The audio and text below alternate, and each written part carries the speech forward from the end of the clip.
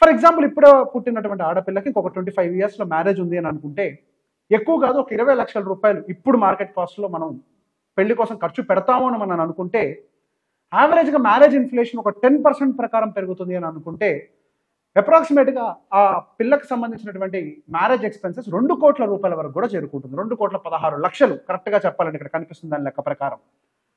So బేసిక్గా అంతటి డబ్బులు మనకు అవసరం ఉన్నప్పుడు మనకి సుకన్య సమృద్ధి యోజన ఎంత డబ్బులను ఇస్తుంది?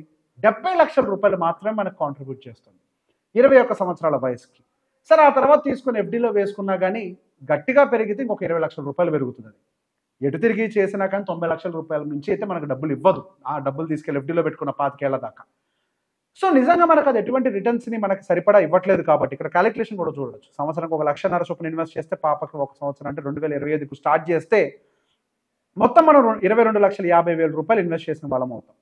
టోటల్ ఇంట్రెస్ట్ ఎర్న్డ్ వచ్చేసరికి 46 lakhsగా మారుతుంది. 2046కి మనకి మెచ్యూరిటీ వస్తే 69,27,000 మన చేతికి డబ్బులు మనకి ఆ సుకన్య సమృద్ధి యోజన నుంచి మనకు డబ్బులు వస్తాయి.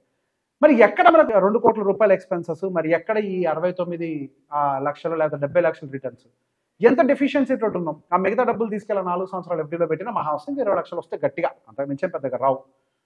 సో అది కాకుండా మనం ఒకవేళ అదే డబ్బుల్ని నెలకి ఇంత అని చొప్పున మనం మ్యూచువల్ ఫండ్స్లో ఇన్వెస్ట్ చేస్తే ఎలా ఉంటుంది? మనకి హియర్ అండ్ దేర్ ఒక 12,500 రూపాయలు ప్రతి నెల సేమ్ సుకన్య సమృద్ధి యోజన లాగానే మనం 14 సంవత్సరాల పాటు ఇన్వెస్ట్ చేద్దాం. ఎక్కువ వద్దు, ఆ 14-15 ఉంది కదా సేమ్. ఇక్కడ చూడండి, మనం ఇక్కడ సుకన్య సమృద్ధి యోజనలో 22,50,000 ఇన్వెస్ట్ చేసాం. ఇక్కడ మ్యూచువల్ ఫండ్లో కూడా ఒక 15 సంవత్సరాలకు గాను 22,50,000 రూపాయలు ఇన్వెస్ట్ చేసాం.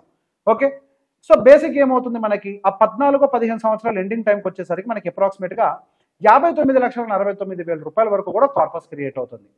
ఆ తర్వాత ఇక్కడ సుకన్య సమృద్ధి యోజనలో ఏమవుతుంది, మనం ఇన్వెస్ట్ చేయడం ఆపేస్తాము, అక్కడి నుంచి అది గ్రో అయ్యి ఆ తర్వాత ఒక అమౌంట్ అనేది ఆ పాపకి మెచ్యూరిటీ కింద ఇస్తారు. సో మనం కూడా ఏం చేయాలి, దాన్ని కూడా మనం లంసంలాగా పెట్టి వదిలేయాలి కదా. సో బేసిక్ అదే అమౌంట్ని మనం ఎంత 59,49,142 రూపాయలు.